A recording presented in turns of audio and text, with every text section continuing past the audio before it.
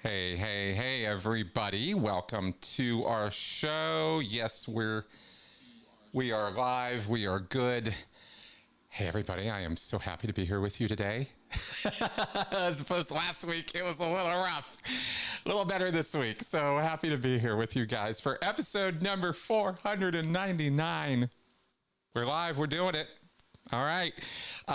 So welcome to my show. Welcome. Thank you for being here. I'm very glad that you're on board. Let's go over to the chat and then let's get the Q&A box going as our usual first action here. So we can start this Q&A. Please put your questions here. Hope that box shows up well for you guys. Looks like it's working every week pretty good. So there we got that. Let's throw that up over there so I can see your questions as they come in. There we go. Okay, good. All right. Howdy, everybody. Oh, thank you, OBG Foster. Yeah, I really hope y'all will check out my interview with Meg Applewhite on the troubled teen industry. It was an important interview and one of a few that we've done on this channel over the years, addressing specifically the abuse and sort of labor, not sort of, the labor trafficking, and in some cases worse, of these camps and groups and activities, I guess you could call them, these little prisons, really, that exist all over the United States that kids are sent to, mostly apparently, and this was news to me, and I'm not happy, but relieved in a way to learn that the parents in these activities are almost uniformly just as manipulated and coerced and lied to as the children in sending their kids off to these labor camps. They have no idea what they're sending their kids off to. So anyway, hope you'll check that out. I do intend on doing more on that industry. In fact, I believe in many ways, the troubled teen industry is the modern invocation or the modern version of what was so popular in the 60s and 70s, especially 70s, with encounter groups and EST and what grew into Landmark Forum, the human potential movement. And if you trace it back even earlier, it goes to a group called Synanon. There's a lot of history to this troubled teen industry and to cult activity through the 70s, 80s, 90s, and all the way to today that goes back to those times. And the reason it's important in terms of talking about that is because that's where a lot of the techniques were developed. I mean, the term, I don't know if y'all know, encounter group comes out of Synanon. I didn't know that, right, until fairly recently. So anyway, a lot of future stuff to talk about with that. And I hope you guys will therefore check out the podcast this week. So far, not a lot of views, but I'm sure over time it will grow as people spread that around. I wanted to monologue a little bit. I had some things to say. But before we get into that, well, that's interesting. Yeah, right. 11:38. That's right. Before we get into that, let's do our Benson cam. Okay, let's go over to there. Let's see, are we on the, yeah, there it is. All right, good. So this is some classic Benson cam. I actually had to pull from earlier. I didn't get Benson cam today. This is almost exactly what Benson looks like right now, though. He is so shaggy and furry right now. He's getting a haircut on Tuesday. He's going to get groomed. We have been a little behind the scenes on, behind the 8-ball on that one, so we're finally getting him groomed. I wanted to take over grooming duties for Benson, but I got a well-reviewed hair clipper for dogs that was kind of cheap, and guess what? It's kind of cheap, right? So Benson's, as you can see, Benson's got some fur, and cutting that, I don't want to make things horrible for him, so I'm going to have to get some pro clippers, and those are basically $200, and so it's like, yeah, I'm going to save my pennies for that. Anyway, yeah, I made some efforts. Anyway, so there's So there's Benson, and your Benson cam for this week. There you go, our little bundle of furry joy. Okay, let's go back to the hosted chat here. Yeah, okay. Benson is, oh gosh, is he about to turn 6? June 1st is his birthday, by the way, and I think he's about to turn 6. Yeah. Oh my goodness. Such a. Yeah, exactly.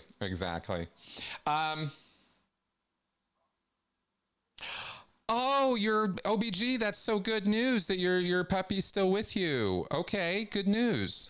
All right.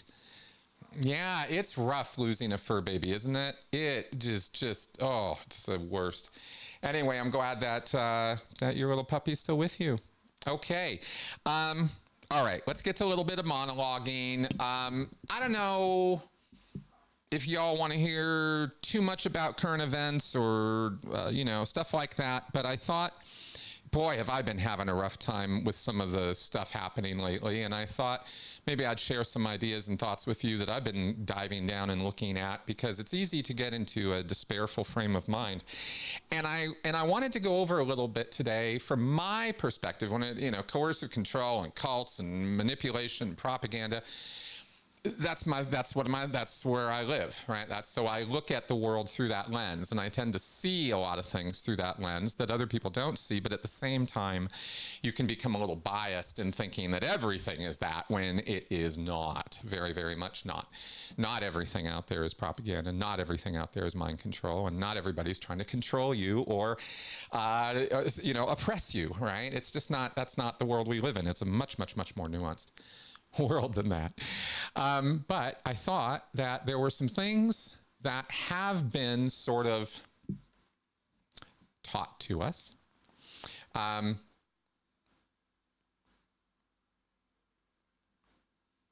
That can be troublesome. That can create trouble.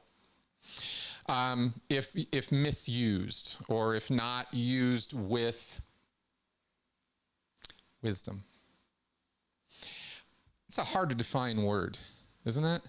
But we all kind of understand, well, there's experience and there's learning, the school of hard knocks, and there's, going around the block, right? And all the little phrases we have for, the school of hard knocks. You learn some things, right? But one of the things that some people don't learn too much out of that, or reinforce, is black and white thinking, is lack of nuance in their thinking. And this is what I'm going to go over here right now. Is very, very much nuance is required. There's no black and white with this. So I'm going to appeal to your wisdom and your nuance in sharing this with you. There are 3 things I've kind of noted that I think have been, the right word, I think, is inculcated. I think it's been kind of indoctrinated into Western society. It's not just an American problem, but it seems to be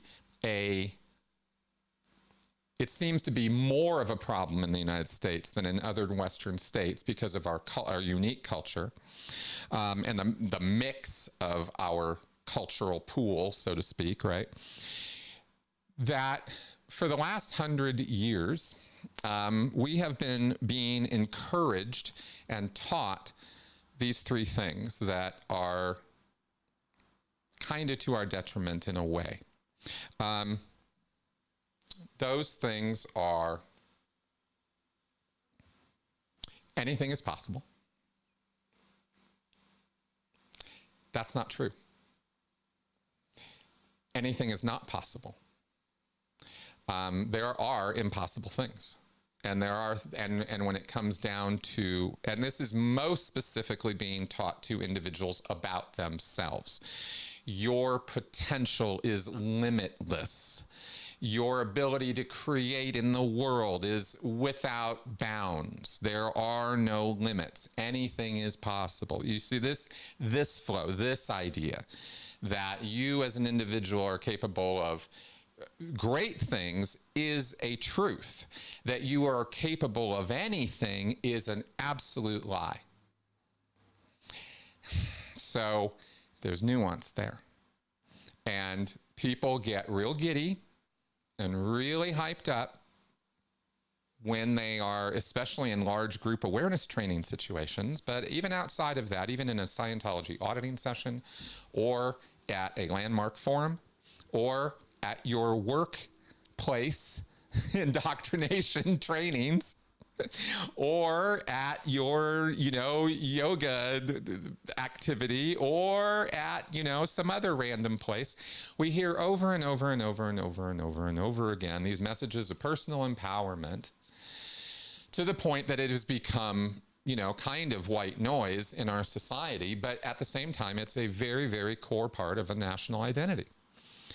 I believe that it is a part of the American identity that we accept this idea that anything is possible, that we are capable of anything. And it's not true.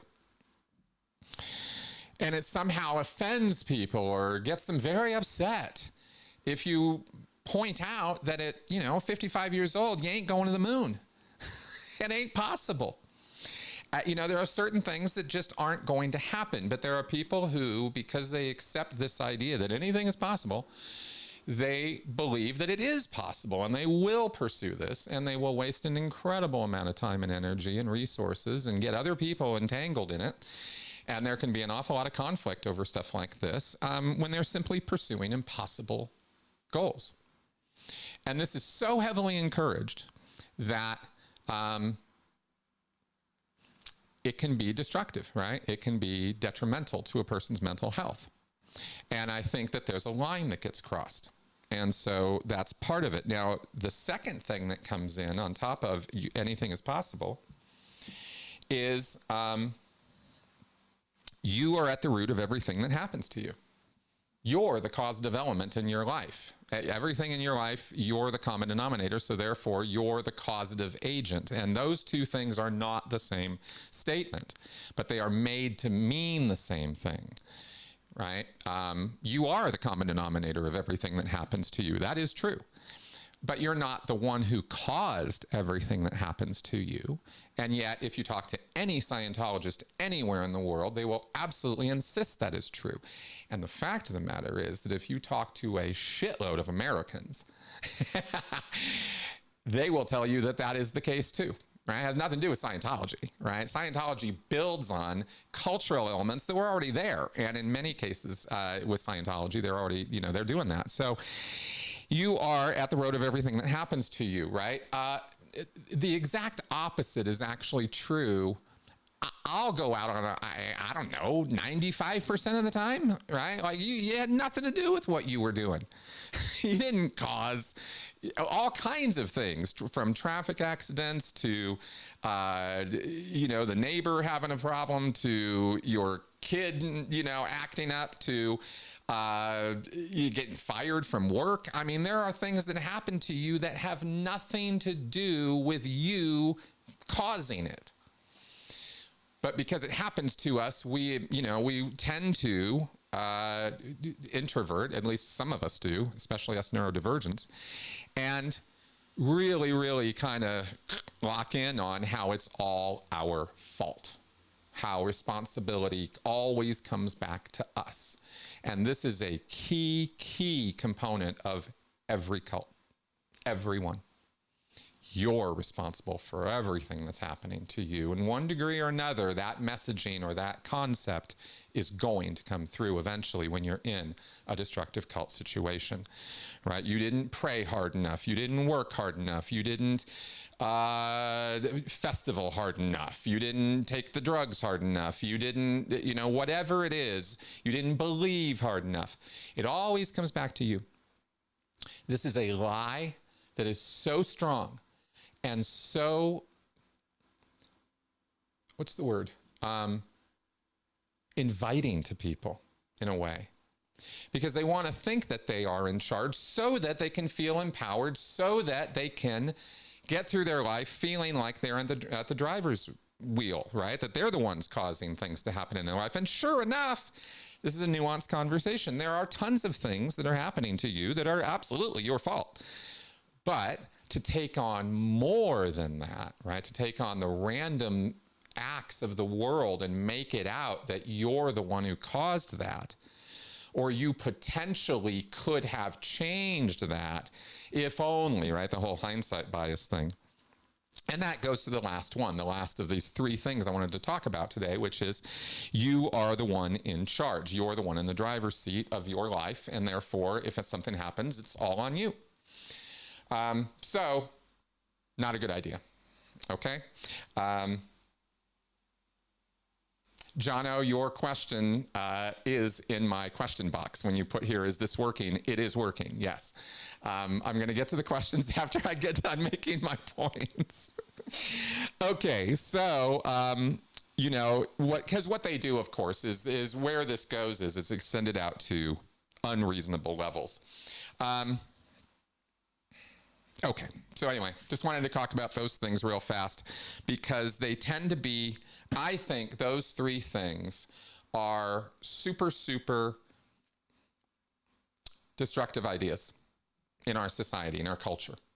I think we take these things way too far. And I think as a result of this, on a big, broad basis, we have created much more anxiety and stress on ourselves than we ever were capable of dealing with. And that when that crosses over, you start becoming more introverted and more, you know, inward facing and all that, and you're just blaming yourself all the time for stuff. Now, this is definitely something I can relate to, and I'm sure some of you can too. So thought I'd throw those out there. Yeah, that's all. Okay. So let's get to your questions. Oh, good. Got a lot of them here. All right. First one on the list here. Hey, hon. Hey, hon. Hey. Did you have any hope when you joined the Sea Org that it would help you reach the top of the bridge? If so, was it frustrating that it didn't happen, or were you just content to help clear the planet? I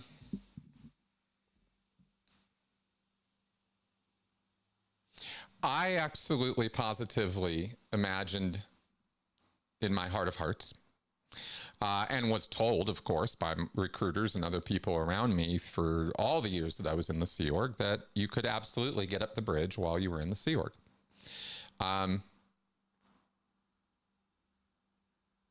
I thought I was going to get all the way up to OT8. I thought it was going to take me a good long time to do it, which is why I had an awful lot of patience. You know, I was in the Sea Org for 17 years. That's an awful lot of patience. I did not make one step forward on the grade chart on Scientology's bridge to total freedom. They didn't move me one step. In fact, when I left the Sea Org, I had been thrown back down to the bottom of the bridge and was at the same place Scientologically as the day I walked into the Church of Scientology. That's what a con it is, that they can just take it all away from you just like that. All those hundreds PC folders, yeah, none of that means anything, right? You didn't make it, you didn't get it, none of it, right? Back to the drawing board with you. And yes, there's an awful lot of, you know, what the fuck with that, right? Because it was 25 years of work that I gave to that church, right? So, you know, to say that was frustrating would be an understatement.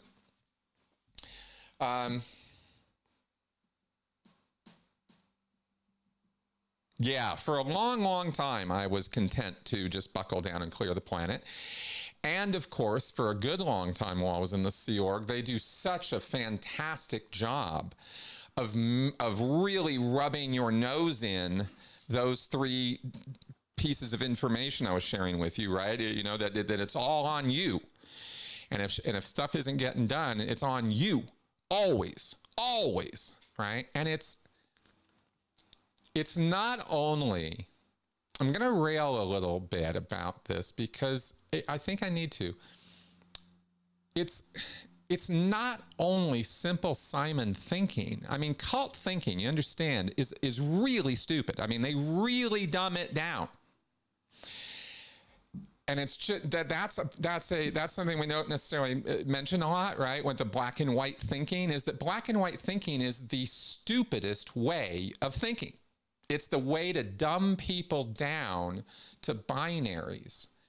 In a world of infinite choices and possibilities, because the world has a whole lot of possibilities, right? You are made to think about that world. Black, white. That's it. No shades of gray. When it comes to you making it up the bridge, you're either doing it or you're not, right? And if you're not making it up the bridge, guess whose fault that is? It's not that there are no staff auditors. It's not that no one in the Sea Org is at all concerned about anybody's progress up the bridge. I mean, we're talking about, okay, I shouldn't say no one. Let's be real. Okay, if I'm going to be honest about this, there's a handful of people in Scientology within the Sea Org who actually want to get other people up the bridge as a dedicated activity, and whose job it is to do so. There's a handful of people. They're called the staff section officers, or SSOs. That's their job, is to see to it that the staff move up the bridge as well as get their post training. So ultimately, it's the SSO's job to push people up the bridge. Do you know what job in the Sea Org is pretty much reviled and ignored 24/7 by pretty much everybody? The SSO. No one cares about the SSOs. And what they have to say, the orders they issue, the work they do to try to get people in session, it's thankless work. And it's a Sisyphus kind of job, because you are faced with the fact that there are very few auditors, very, very few, again, a handful of auditors to even audit the staff. So then it's co-auditing. We have to get the staff to co-audit and work with each other, and let's get co-audits going. And this became a great big thing in the Sea Org when I was leaving, was co-audits and objectives co-audits, right? So everybody could spend hundreds of hours touching walls and tell themselves, this is making me, super powered. Because we can't do the grades, we can't do clear, we can't do, the eligibility stuff and the OT levels. So very, very few Sea Org members make it to those levels. So I was not one of those people. I got up to clear as a Class 5 staff member, and that happened because of a singular incident. There was an intern who was a staff member in Santa Barbara. This is back when I was a staff member. Who needed to audit somebody. And he was doing his internship for his Class 4, I think it's Class 4 internship, and he needed to get people through some grades. I was an easy guinea pig to use, and he just plowed me through, right? And we did the grades, and I got up to clear. I got some NED and got clear, and that all happened in Santa Barbara, and that happened because the staff in Santa Barbara actually did kind of care. Staff at the staff level is a different thing from the Sea Org. It's not night and day, but it's a little better. And so you have more possibilities actually of moving up the bridge as a staff member in some ways than you do as a Sea Org member. Anyway, at least my experience. So there's some information and some ranting all at once. How about that? Okay. Okay. Asex222. Do you think people can truly consent to addictive behaviors, gambling, financial domination, sports betting, etc.? Yes, I do think that people can consent to anything.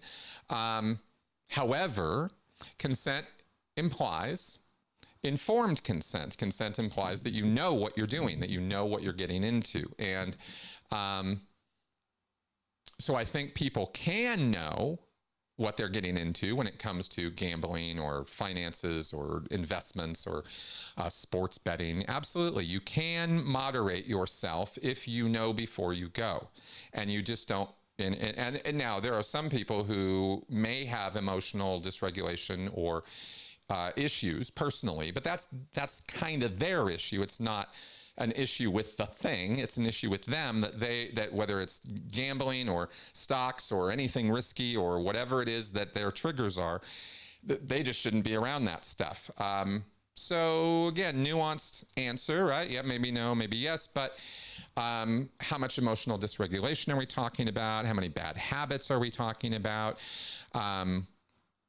The age of the person. Certainly children and teenagers shouldn't be anywhere near any of that stuff because they have no critical thinking skills or experiential skills with which to judge how to gamble or how to invest or how to do these things. I just don't think they should be doing that. That's my take on it, right? Yeah. Yes, I don't think that there are, at least in the things you've listed here, right? I don't think they're so inherently deceptive. I may be wrong about sports betting, by the way. I'm not 100% on how they go about, doing their stuff. The commercials and stuff I see are certainly, what's the word? Manipulative. And not fully informing people. I mean, there's sort of this, all the fine print that's said in a real rushed voice at the end of the commercials and stuff. Yeah, I don't know. I think so. I think you can. But I think that there are a lot of people who perhaps rush to consent because they get starry-eyed about, all the money they're going to make or something, right? There's so many people who are so susceptible to get-rich-quick schemes. And that really is more a statement of broad, at this point in time, I'm saying right now in the here and now, that behavior, I believe, is driven far more by economic disparity and wage inequality than it is by personal pathology or emotional, or neurodivergency, right? Like inability to control, impulse control, stuff like that. Those are all factors at an individual level, right? ADHD or impulse control issues or, that kind of stuff. People who are susceptible, kind of a little bit, kind of a gambling type personality, right? Those do exist. I acknowledge that. But that's a minority compared to I believe, the larger number of people who get into this stuff out of economic anxiety, depression, and desperation. Because they're not making enough. They're working 2 jobs, 3 jobs, et cetera, and they're just not making enough money. And in this economy, you can't. It's a rigged system that is working against us, the lower classes, the middle classes right now, right? That's the situation we're in right now. And so get-rich-quick schemes and betting things and gambling stuff has all kinds of appeal to people who otherwise wouldn't be going for that stuff except for their economic desperation.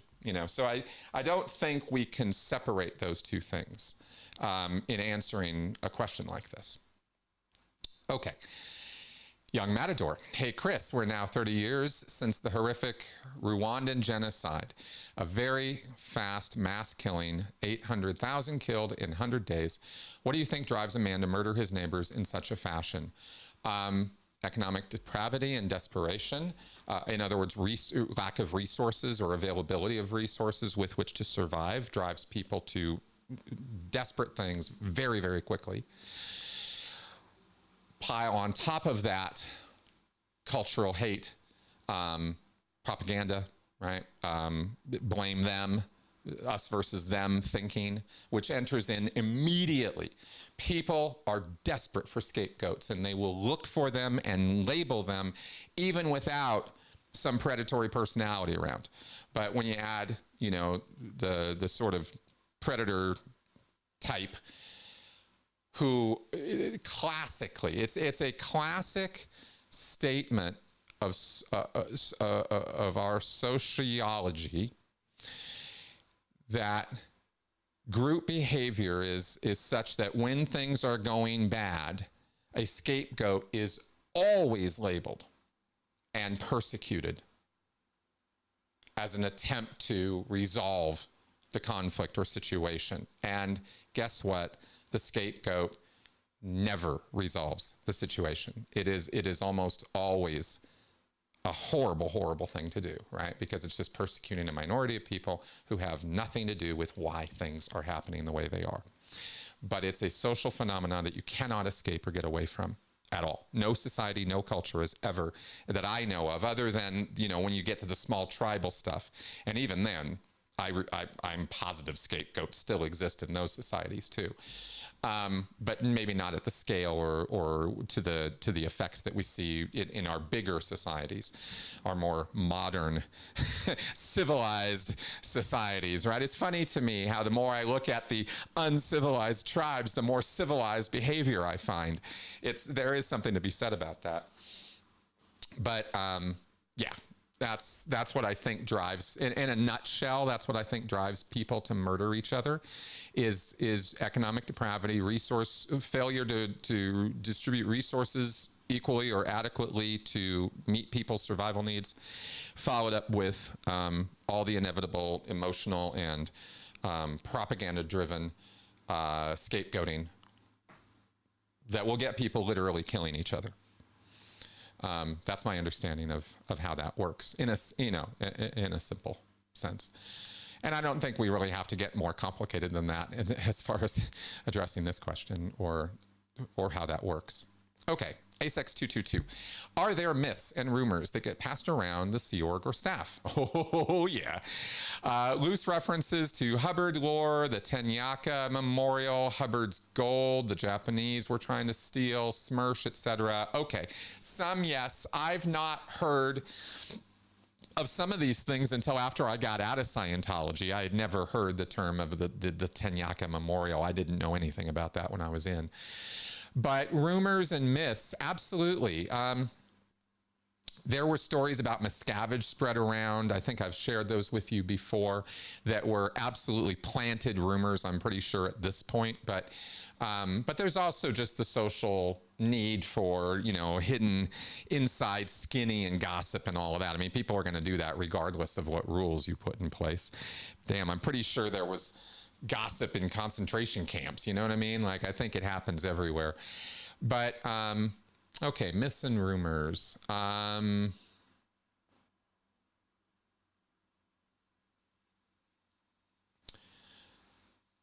UFOs in Mexico was probably one of the wildest ones I heard about. And UFOs in the Caucasus, how do you, I don't know that, those mountains over in Eastern Europe, the Caucasus Mountains. Anyway, there's supposed to be a base there. Shows you how much I know. I can't even pronounce it. But there were rumors in Scientology of UFOs and a UFO base there, and somewhere in Mexico. And there was a Scientologist I heard who even went down there to Mexico to go hunting for UFOs based on some Hubbard reference or lore or something. I don't remember anything for Hubbard talking about UFOs in Mexico, but apparently this guy got really into that. No one in Scientology that I knew of when I was in ever talked about Hubbard's gold or the idea that Hubbard was in any way connected with gold or gold digging or gold finding or you know, the whole Rhodesia thing was about getting gold, digging up Cecil Rhodes' buried stash or something. You know, I've heard stuff like that. Caucasus. Okay, good. Caucasus. Thank you. Caucasus. There it is. Okay, so I heard stuff like that when I was in, and I always kind of rolled my eyes a little bit because I was like, I tried to keep my feet on the ground when I was in Scientology, believe it or not. And stuff like UFO hunting in Mexico was just like, they're doing what? You know, like it wasn't some official church operation. It was just some dude, right? But it was like, what? So, you know, you'd hear stuff like that and you'd be like, okay, whatever.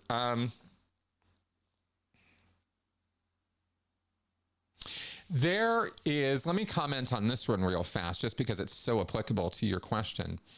Not in the official Scientology church, but outside the church, within independent Scientology circles, you will find some of the craziest conspiracy theory stuff about Scientology that you will ever hear, from L. Ron Hubbard having been replaced by a body double in 1972, to David Miscavige being a CIA asset, and he purposefully entered into the organization to get the CIA to be able to take control of Scientology and use the tech for its own, evil, twisted purposes, to some of the psi experiments of the early and mid 70s with Ingo Swann and some other OTs who were sort of not really in the church or loosely affiliated with the church, being involved in experiments on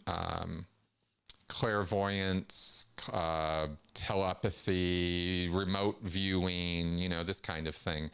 Every one of those experiments doesn't result in anything useful. I mean, I've gone all the way down those rabbit holes, and people insist all the way down to the bottom of the rabbit hole when you're standing there in the middle of nothing. There's no evidence, there's no proof of anything, and they will tell you with a really straight face, see all the proof of remote viewing? It's all here. And you're standing there looking around going, where is this proof you keep insisting exists? Because everything you show me is total bullshit and has no scientific validity of any kind. Why do you keep insisting on showing me this stuff, right? Because it's not proof. So I would run into this over and over and over again, going down all those independent Scientology rabbit holes when I first got out of Scientology, seeing this stuff and being like, what? I didn't know they were working with the CIA. What are you talking about? Well, you go down that rabbit hole, you find out, it's a bunch of crap. And, and the remote viewing stuff, and the aliens have visited us, and, Scientology knows all about it. It's like, what are you talking about? Just goofy stuff that people make up because they really, really, really want to believe in these alternative realities, because current reality is just not something they can accept or live with. It's kind of sad. In a way, I don't mean to be too judgmental. I don't want to be like that, but it's a little sad. Okay. Yeah, all the white people come from the Caucasus. I'll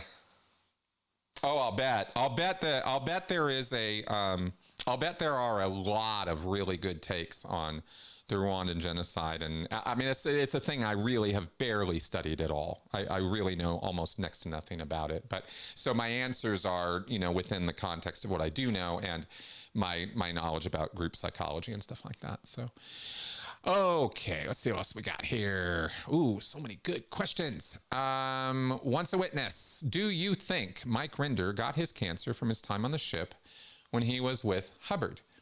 Was the Apollo known to have asbestos at the time? I cannot answer whether the Apollo was known to have asbestos, but it would shock me if it didn't, because asbestos was in everything back then. So, it was the go-to for insulation. I don't know if they put it on boats or not. Well, they obviously did because of the free wind. So could it have been on the Apollo? Yeah, sure. Of course it could have. I don't happen to know one way or the other whether it did. It seems to me that if Mike was going to, I don't know how cancer works, and I sure as hell don't know how Mike's cancer works. So I hesitate to want to respond too affirmatively one way or the other on any of this. But I didn't think Mike got cancer from his time on the ship. It seems like an awful long time ago, but sometimes it takes a good long time to metastasize. What's that word? It shows how much I know about medicine, right? And cancer. So, I don't know. Your supposition is literally as good as mine. I'm not privy to his medical history or information, and even if I was, I don't know that I would be talking publicly about it. So I'm just going to move on. OBG Foster, do Scientology kids exempt themselves from saying the Pledge of Allegiance in school? Not that I've ever heard, although maybe. If you're enough of a... But no, because Trumpians tend to be pretty patriotic and very pro, pledge and all that, at least as far as I understand, unless I'm totally off base on that. So, no, I've never heard of anybody in Scientology even once saying, well, my kid ain't saying no Pledge of Allegiance. I never heard anybody say anything like that. So it would be news to me if that were the case. Okay, let's carry on here. Angry Chode. Oh, we got a medley. Are you a fan of Chinese food? Does Scientology still do the SP declare on Goldenrod paper? What do you think is the biggest new age scam? Examples include crystal healing, Reiki, astral projection. Great. Okay. I am a fan of Chinese food now. I didn't used to be, but I am now. I love ramen and noodles, and my wife, well, ramen is noodles. I mean, I like making noodles. I'm kind of doing some elevated dishes of ramen for my wife recently.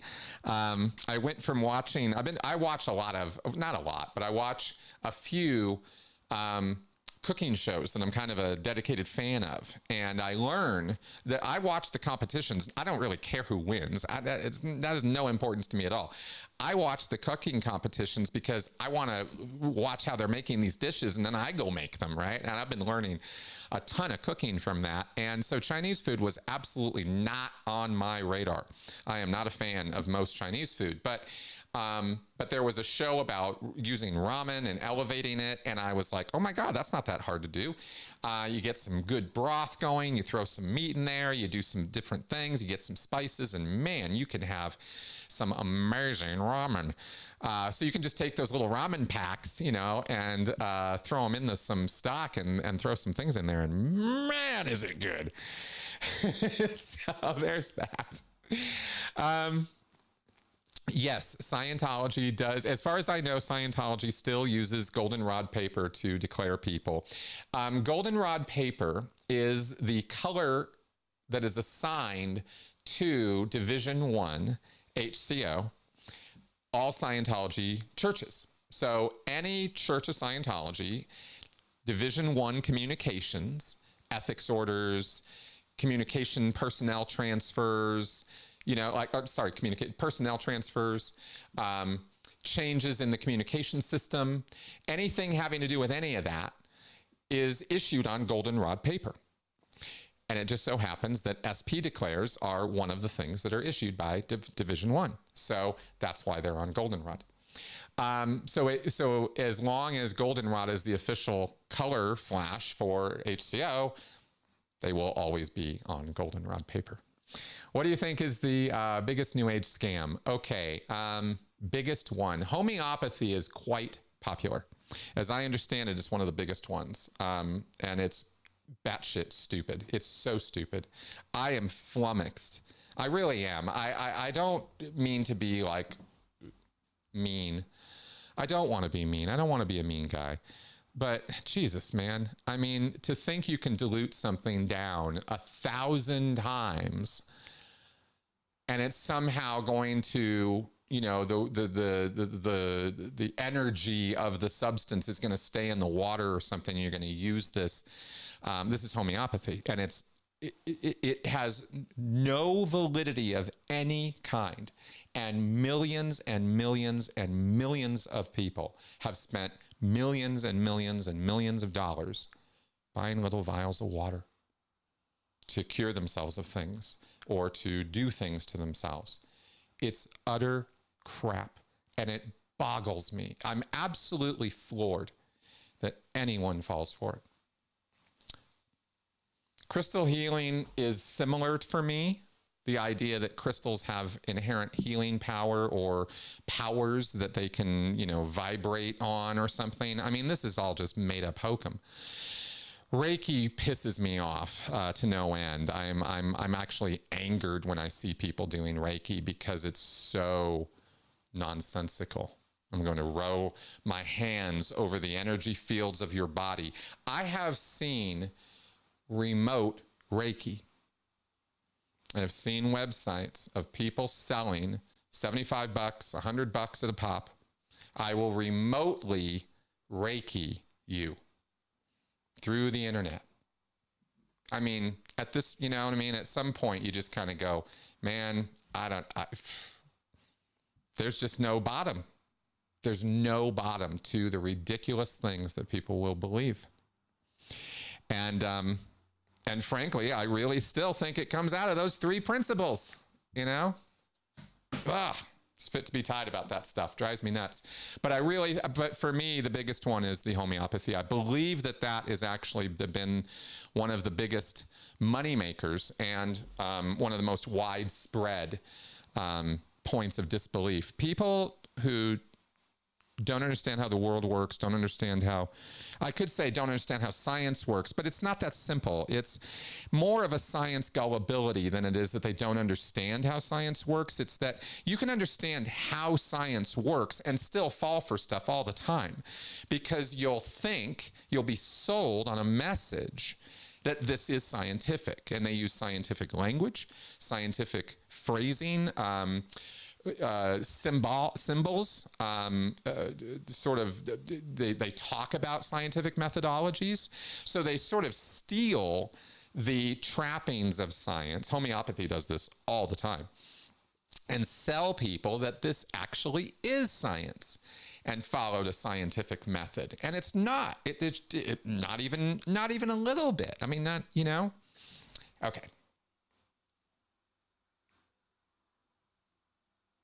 Yeah, Hans, I agree with you. I don't know if there was asbestos on the Apollo or not, but it would be a little hard for me to believe there wasn't, because it was the go-to insulation material, as I understand it, for industrial work and homes and stuff like that, right? I understand it was pretty widespread, but I don't know about the Apollo specifically. I don't, and it would be interesting to find out. Okay, let's move on here. Once a witness, does Scientology have illegal alien Scientologists working at Big Blue or Scientology orgs? Not by choice. There may be people whose visas run over, and they may fudge every now and again, but I will say that within my experience of working in the Sea Org, they worked to be compliant with the visas, right?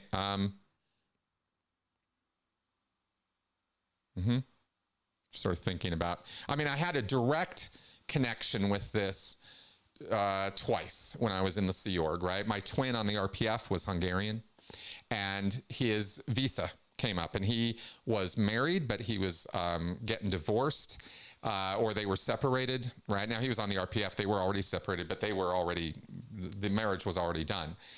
But they maintained a sham marriage to keep him in West US. So there were photos taken, for example, I remember when I was on the RPF, he had to have time off to take an afternoon to go get pictures taken with his wife, so as to prove to the immigration authorities that he was legitimately married and should legitimately be here, all right, on this visa. Total lie. And he did end up going back to Hungary, but not for that reason. He ended up just kind of cashing out of the RPF. He was done, and good for him, right? He actually did the good thing. So yeah. Okay. That's my direct experience with that. I would say that Scientology probably tries to comply, and this is going to be crazy that I'm going to say this, right? Given how much we've talked about how much they goof around with the regulations. So maybe I shouldn't say this, actually. Yeah, I'll just say Scientology goofs around with here's the fully accurate statement. I had to think about this for a second. Scientology complies with the law to the degree that it's convenient to do so. And when it becomes inconvenient, they will look for ways around it. If they can't find a way around it and their back is against a wall, they will comply. But up until then, they will try every trick in the book to try to do a runaround of the laws. There you go. That's how Scientology operates. All right. Also from Once a Witness, if a Sea Org member finds out they have stage 1 cancer, who pays for his cancer treatment? The church does, but it can take a while to get them to pay, because you have to put in purchase orders and stuff. I watched people go through cancer and go through chemo when they were in the Sea Org, even on the RPF. And And it was the Sea Org that paid for it. Yeah. I don't know if it's always that way. And I would not say my answer would be a statement that it is always that way, though. Just to be clear. There are people in the Sea Org and in Scientology who have a lot of money. And so maybe they use it to get their cancer treatment. I don't know. I was never privy to anybody paying for their own treatment, but it could have happened. So I want to leave that possibility out there. George Smiley, do you think that conversion into Scientology requires familiarity with the magical worldview of science fiction? Things that commonly exist in that genre but don't happen in the natural world. No. In fact, I'm positive that conversion to Scientology does not require sci-fi belief of any kind. There are many people in Scientology who don't pay attention to and really don't care one iota about the whole track history stuff in Scientology. The whole track meaning the entire time you have been alive as a spiritual entity. Your time track is just this lifetime. Your whole track is all the memories of your entire existence. And so when we talk about the whole track, we mean, all of time. And so there are many, many people who convert to Scientology or get into Scientology, even all the way up to the OT levels, who just don't give a shit about any of that stuff. They don't care about spaceships. They don't care about galactic civilizations. They really don't care about Xenu and none of that. They just want the personal empowerment. They want the personal freedom that Scientology promises, and they want to be in the driver's seat. Now, there does tend to be a little bit of fascination with sci-fi stuff, at one point or another by a lot of Scientologists, but not everybody. I would never say that would be a requirement to be a Scientologist. What I will say is that by the time you are up to the OT levels, your view and understanding of objective reality is gone, because the magical thinking that enters in with Scientology is so strong and the layers of indoctrination are so repetitious that you are taught very, very carefully, these three datums that we went over earlier, right? And that this is revealed truth. And that you are capable of anything. I mean, Scientology really runs all the way with this. So that's where, so as you move up the bridge and are more and more indoctrinated, you become more sure of a very delusional view of reality. That much I will certainly commit to, because it is required to continue to be a Scientologist that you accept certain things as true. These three things amongst those. Okay. Here's Jono. Did you notice when you were in a lot of long-term Scientologists who had writing styles very similar to Hubbard or spoke like him? Can you give examples? Oh, hell yeah, me. I did. Oh, yes, absolutely. People picked up on stuff all the time with Hubbard. Not too much. I mean, not... People, okay, in Scientology, you are trained to emulate L. Ron Hubbard's manner and TRs. You're trained, you listen to Hubbard in recorded sessions that he gave. You listen to these sessions and you are instructed to listen to the tone and sort of tenor and attitude and the way that Hubbard is talking to his pre-clears and commanding and directing them, because that's what you're supposed to do. Hubbard is the ultimate model of perfect communication in Scientology. And yeah, that's as big of a joke as it sounds, right? But that is the standard. Hubbard is the ultimate good, best auditor that ever existed. The fact of the matter, and something that I struggled with when I was in Scientology, is that Hubbard was a horrible auditor. And he cut people's communication, didn't acknowledge them, double acknowledged them, violated his own rules, in other words. These are all rules he set. You have to acknowledge the pre-clear. You don't double acknowledge the pre-clear. You always give the pre-clear the auditing command if he didn't get it, right? You say, I'll repeat the auditing command. Hubbard didn't always do that. He always violated his own rules over and over and over again in his own model sessions, in his own demonstrations of how to do auditing. He broke his own rules. And so I would listen to these things over the years and be like, what is that? What, this is not this, you know, but I couldn't say that to anybody. I mean, you know, every now and again you might double acknowledgement, right? And you just kind of and that was about it, right? You couldn't go any further down that line without starting to degrade and invalidate L. Ron Hubbard as an auditor. And you dare not ever do such a thing. That's the fastest trip to ethics you'll ever see, you'll ever have. Okay, so that all being said,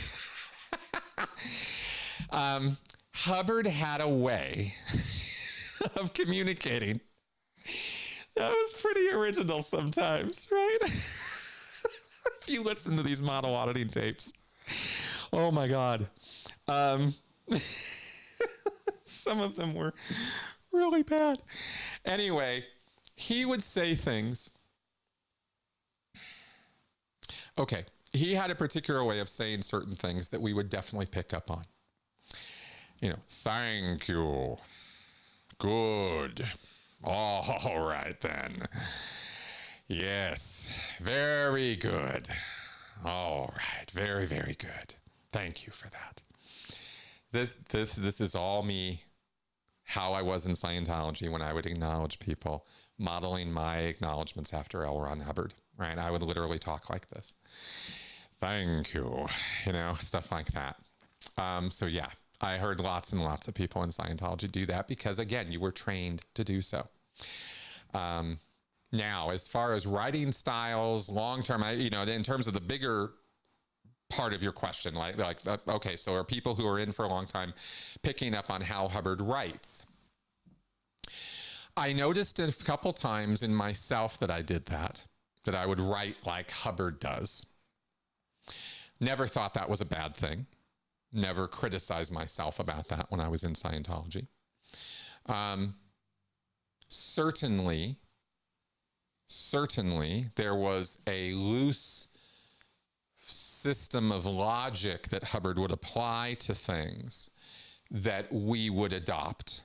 Very generalized things. If both probably encapsulated down to one way to describe it might be, if it's true in one or two cases, it's true all the time.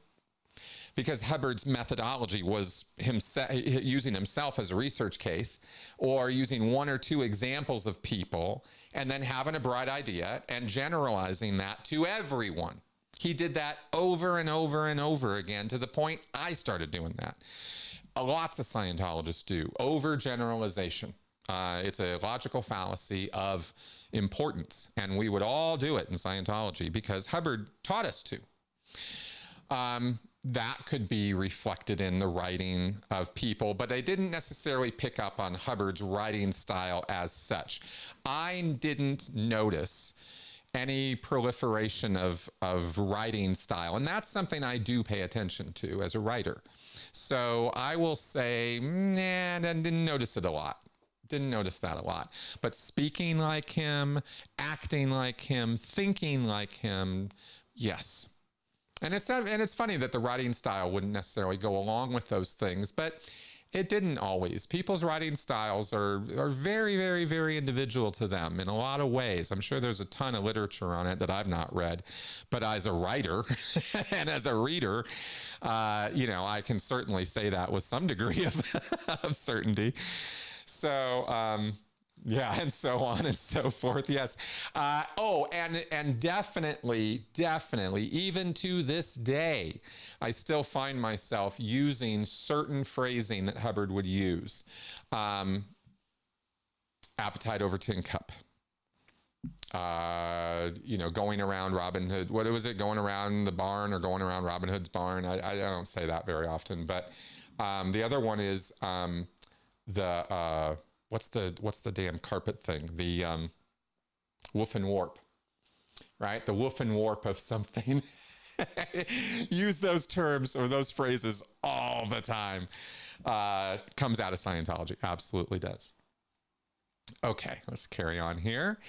Rod Brown John, do you think the ideas of The Secret was as dangerous to people and deceptive as cult ideas? Yeah, The Secret is a cult idea. It goes back way, way, way back, and it goes back to this magical thinking, right? I keep pulling out my Post-it note as though you can read it, but I'm just, that anything is possible, right? And you're at the driver's seat, and you're the cause of all the world, you bend the world to you by how you think or how your attitude or how you act, but mostly how you think. You manifest reality through your thinking or through in Scientology, through your postulates. There can be language invented around this, but it's all this idea of manifesting reality through thought, wishing.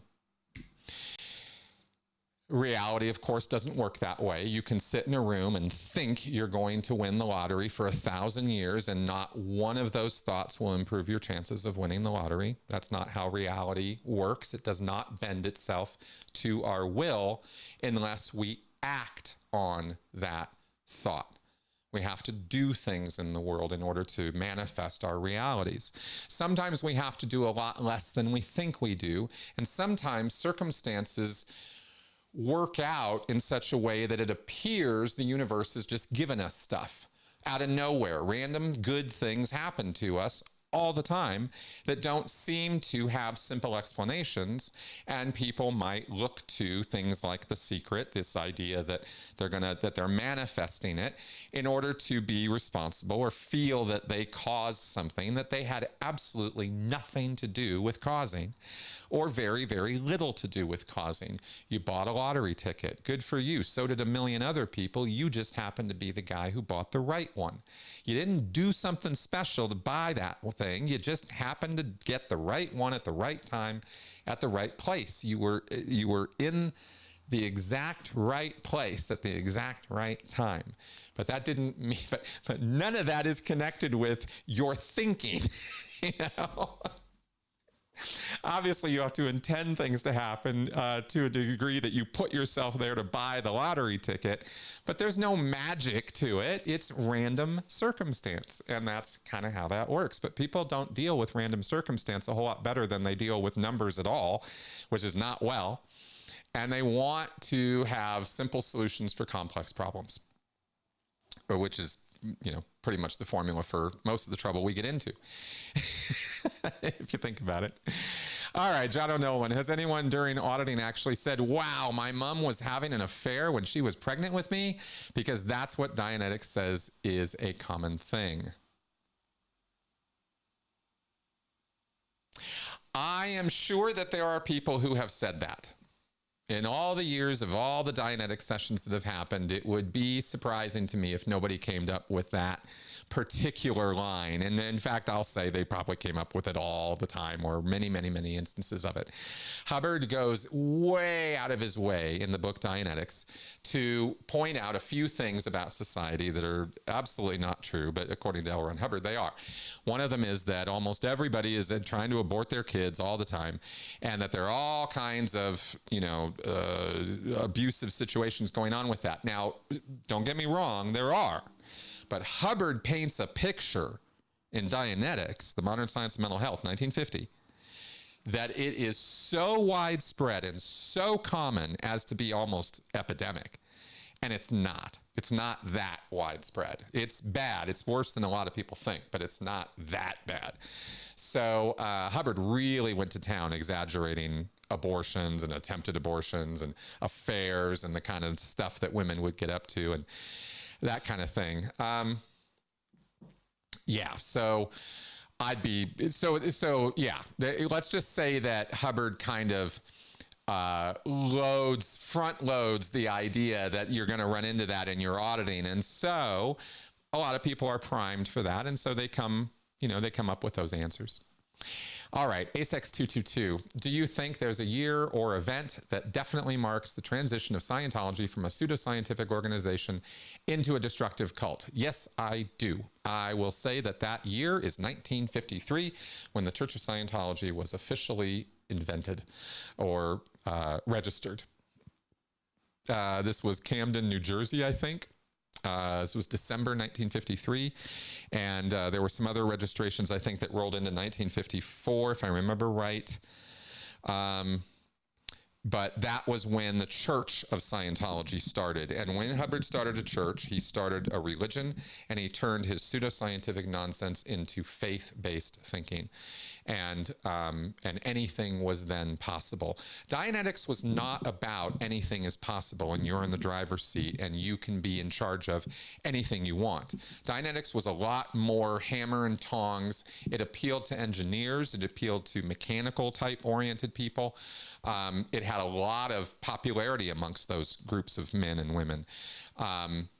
And Scientology was not that at all. And they lost an awful lot of people because of that. And the people that they kept held on to or were attracted to the thinking like The Secret, manifestation and postulates and thetans, the whole thetan theory, as Hubbard, as they would describe it, right? Hubbard never called it the thetan theory, but that's what people back in the 50s were calling it when Hubbard was first coming up with that stuff.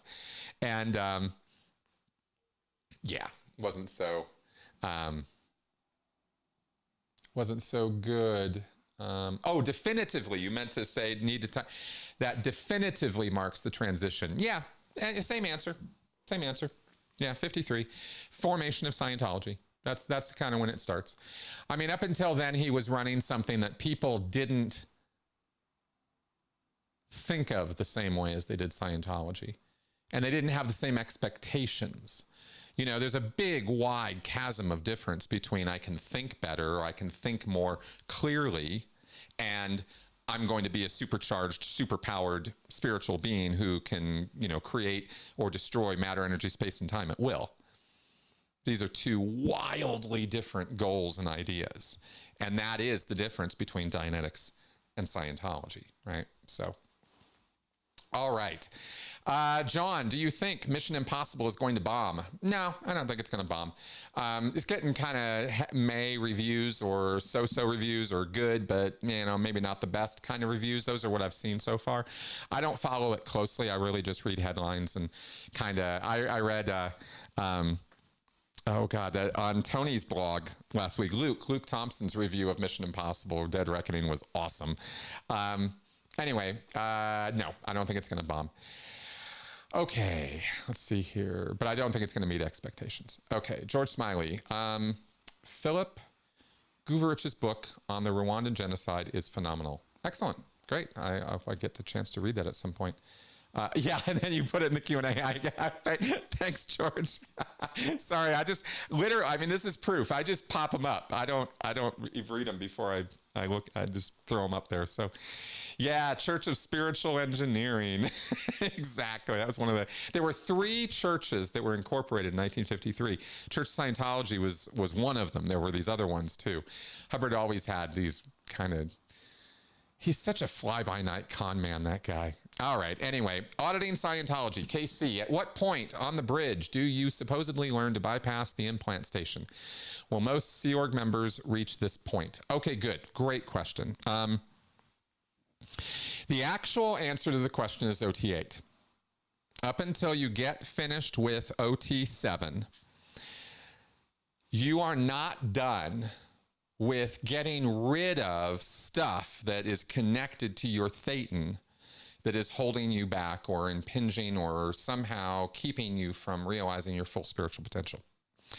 Body thetans, reactive mind, with all of its engrams and all the bullshit, that all weighs on you spiritually. By doing the lower grades, you are releasing small bits of charge to get to your reactive mind, so that when you get to the new era Dianetics, about halfway up the bridge, right before clear, you're tearing apart engrams and you're ripping apart your own reactive mind, and you're getting rid of all the stuff that's happened to you that you think is your memories of what happened to you. Then you achieve this state of clear where you no longer have your own reactive mind, but you still have all these body thetans. You don't know anything about that until you get up to OT3. You get to OT3 and you're like, what the fuck? Suddenly, you are tasked with getting rid of millions, thousands at least of these body thetans. And that's what OT3 and 4 and 5 and 6 and 7 are all about. And 7 especially is your big, long marathon. You're going to be on OT7 for years. There is nobody who does OT7 in weeks or months. No one ever. You are always on OT7 for years. And you are solo auditing all of your body thetans off of you with various techniques, okay? So until all those body thetans are released, and until all that charge is gone, you are not a fully released thetan. You're not back to who you really are. You got to strip all this stuff off of you. And so you are always susceptible to past implants or past bad thinking because of that. So you've got to get up to OT7 and through OT7 and finish it before you're going to have any chance of having a high degree of certainty that you're going to survive and remember this lifetime that you're in right now with all the Scientology, that you're not going to, and Hubbard even talked about this. He said one of the biggest fears of Scientologists is kicking off and not remembering their Scientology and going right back into it and falling right back into the trap. And he said that you have to get trained in all the Scientology materials in order to be able to know what's going on and understand how to avoid all the traps. So it's not just auditing, but you also need to have all the training. Funny how Hubbard made it that you have to have everything on both sides of the bridge before you can have total certainty that you're actually going to be okay. But that's the picture that's painted in Scientology, and all Scientologists pretty much subscribe to that basic point of view. At least I never ran into any Scientologists who had some wildly different idea from what I just said. And no, most Sea Org members will not reach that point. There are very, very, very few Sea Org members who are ever going to even get onto the OT levels, much less get all the way through them. Forget it. That's just not what the Sea Org is about.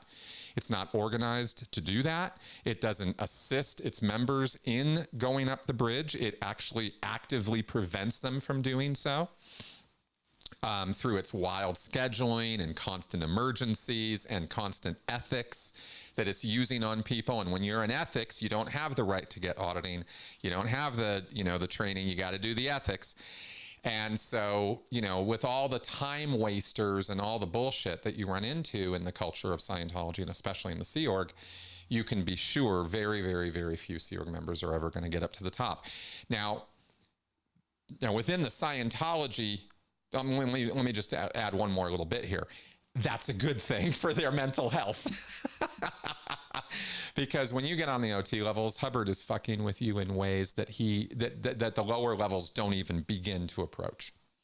The lower levels of Scientology are bad enough in terms of indoctrination and propaganda and nonsense, but the really heavy duty fucking with your mind stuff really comes in hard on the OT levels. I'm not saying that the lower levels are harmless. I'm not saying that at all. There's all kinds of horrible things that happen to people on the lower levels. But I'm saying that the level of the depth of the indoctrination and the mind control and the kind of mind fuckery that goes on with the body thetans and stuff and the solo auditing, that is a whole nother level that very few cults achieve. I think of the highest levels of transcendental meditation, where they believe that they will levitate by meditating. They meditate all day long. The highest levels of TM are whack. And they will meditate all day long, and they'll bounce around on their butts pretending they're levitating. It's crazy. that is a level that is similar, I would say, to where OTs go in terms of utter delusionary thinking.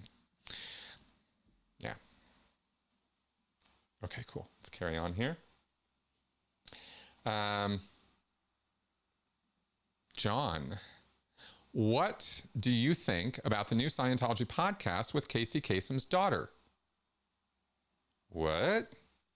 You are informing me of something I am not aware of. I'm going to have to dive into this one because I don't think I was aware of the fact that Casey Kasem's daughter was running a podcast. I gotta look this up now. Scientology podcast. What is this about?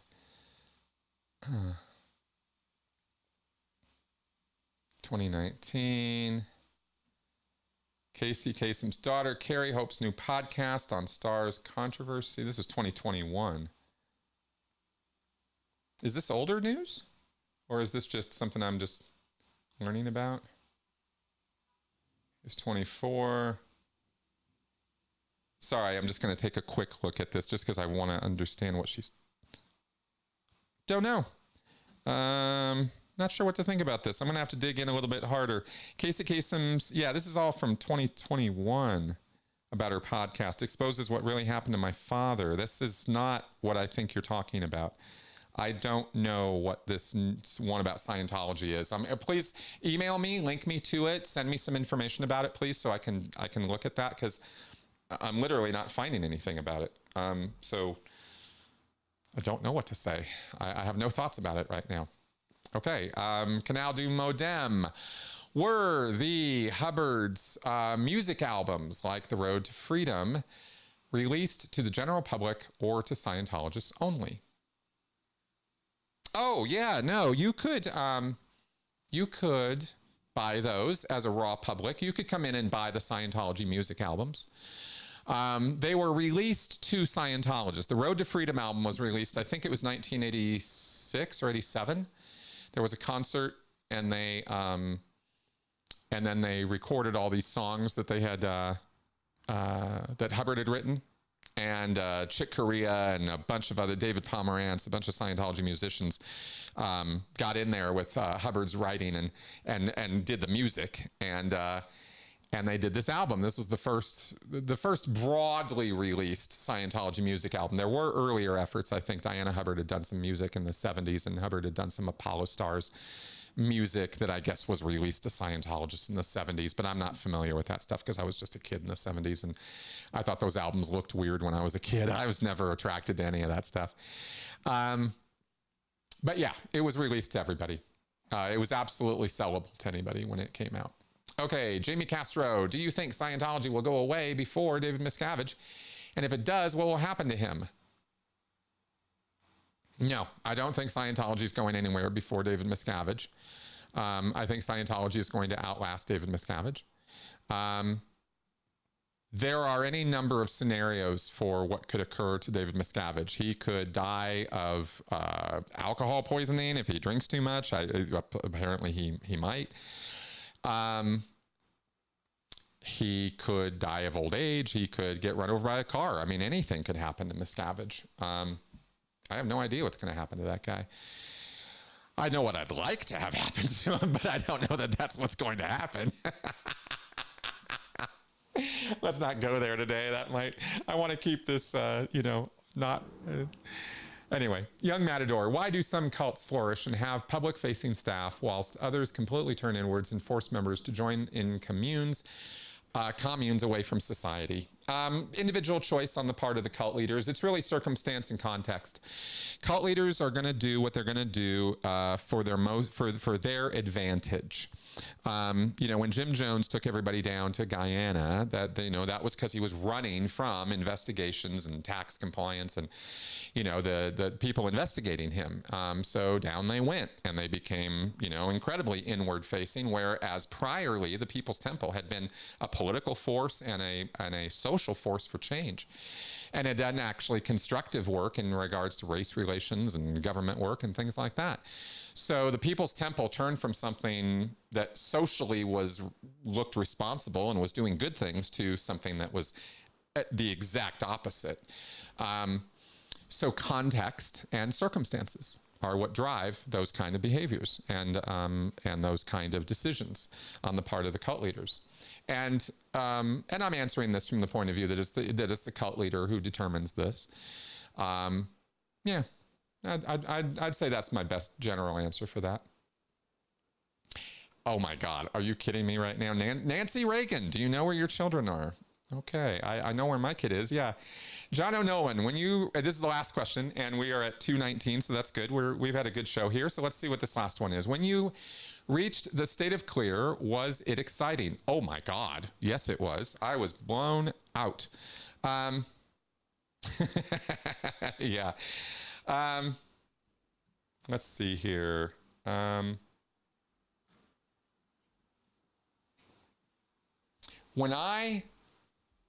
Okay, so I achieved the state of clear in Orange County.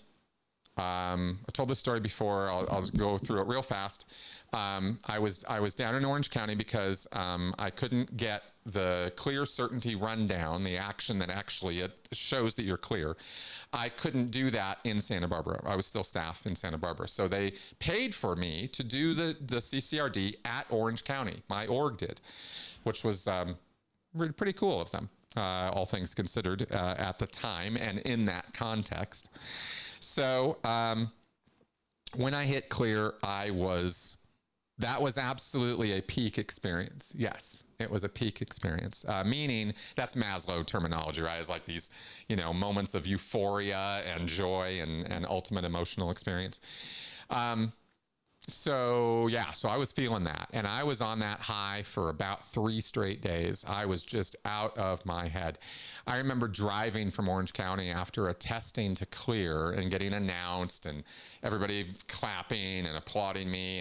And it was this really big social thing. There was all kinds of, validation. It felt really good. It did. There is nothing like the validation you get in cults. I mean, it's intoxicating. People aren't in these groups just because they're a bunch of idiots. There is an emotional payoff to being in a cult that can be absolutely astounding.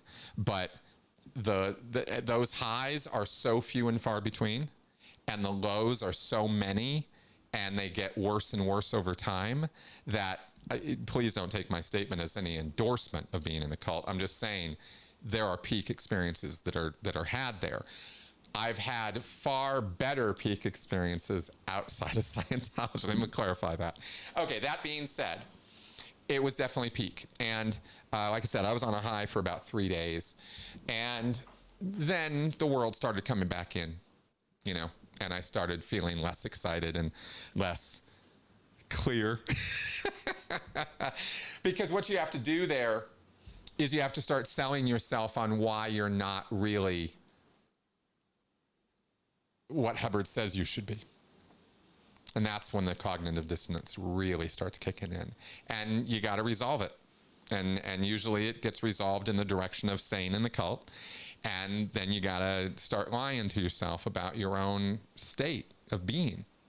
Oh, I'm clear, but, and you start inventing all these other reasons, or people will be happy to tell you all these reasons why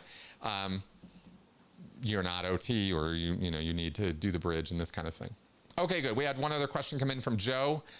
Hey, Joe, do you think musicians like Chick Corea, Isaac Hayes, and others would have made better music outside the church, outside the cult, or is any inspiration good inspiration if you separate artist and belief from the art? What an interesting question, and obviously incredibly subjective. Better music is obviously an entirely subjective statement.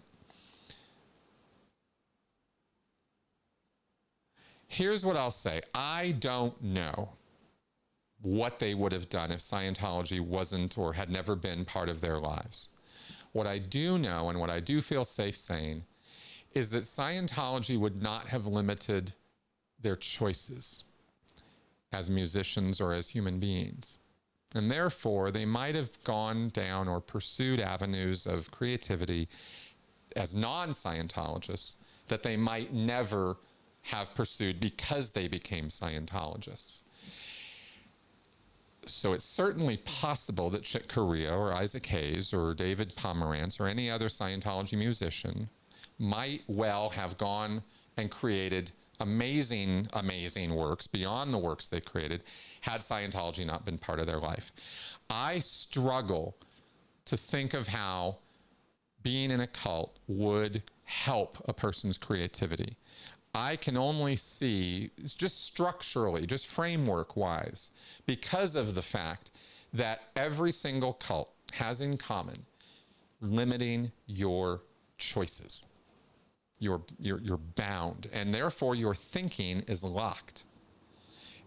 And you do that to yourself because the group's doing it to you, and you become habituated to that, where there are just things you don't think anymore or think about anymore because the cult doesn't want you to, you know?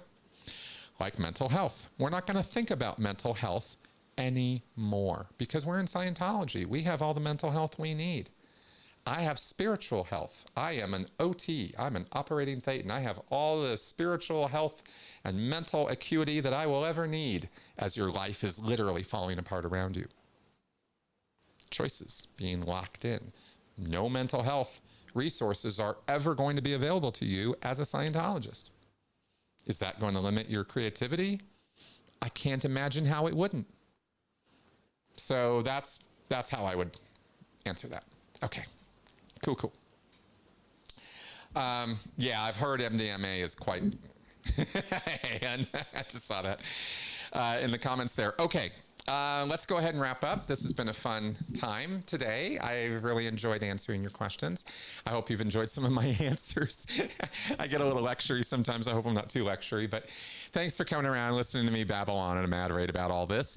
I would Now, I got to tell you some stuff about, here's what's happening. So this is episode 499. Now, here's what's happening. Next week, there's not going to be a Q&A show. I'm not going to be here on Sunday for the Q&A show. I do plan on still recording with Tony next Sunday, but we will not be here live. The 500th episode is going to be on June 8th. And I've got things lining up. Now, a couple of you really, I want to thank a couple of you guys, because you sent me some communication after last week's show where I was a little out of my, not so great mood, and you gave me some wonderful suggestions, and some of those I have glommed onto and am activating, and some of them I'm not, and that's fine. I just wanted to thank you because I just love your support, and I really love your ideas, and I want to thank you for helping me with that. So we do have some things lining up for 2 weeks from now. That's when I'll be back live to join you for our 500th episode, and it will be an extended length episode, and there will be guests, and it will be a good time. Those are the things I can say right now. Things are coming. I'm putting some stuff together. I'm still sending out some invites and doing logistics stuff and putting it all together now, but I'm not in any kind of like, oh, it's all horrible. It's not, and I'm sorry that I get like that sometimes, but it's going to be fun. So I'll see you guys in 2 weeks. Now, I'm going to say this, and then we'll wrap up. You guys are awesome. You're an awesome, awesome community of supporters and followers, and I want to thank every one of you who are supporting me through Patreon, PayPal, or one-offs or whatever that y'all help me with. I want to put out a call if y'all can, support the channel in some fashion. Even $1 a month on Patreon actually makes a difference. Wouldn't think it does, but when 50 of you do it, and if 50 of you would do that, it would actually be a change in my life, like that kind of thing. So I would really, really appreciate the support if you all can do that. I hope I'm putting stuff out that's worth that. And if I'm not, please give me suggestions as to what I can do to do better. I'm always down for that. I know sometimes I have my rejection sensitivity dysphoria turn on and get a little upset when I, when things are, well, it's just a thing, isn't it? But I really, really want your suggestions and ideas about what else I can do to make things better here or make it more interesting, educational, and informative. And I will also remind everybody that I am available for consultation. I do that all the time. I have a couple of people that I see steadily. I do work with the Aftermath Foundation, and I can work with you. If you need help post-cult, with sorting out things, recovering, education, things to look at, resources to take advantage of, I can help you with those things. This is my jam. This is what I do. And I am really, really happy to help people with this. I can listen. I can be an understanding ear, as well as someone who can throw some resources at you and stuff. So anyway, and then of course, if you have family or friends who are stuck or trapped in a cult, I can help you with that too. I've helped a lot of people over the years. There's no guarantees in this work, and I'm not offering any, but I am offering my assistance, and you know, I will help in the best way that I can. All right, so let me throw those things out there. Thanks for coming around. I'll see you guys next week. Bye-bye, guys.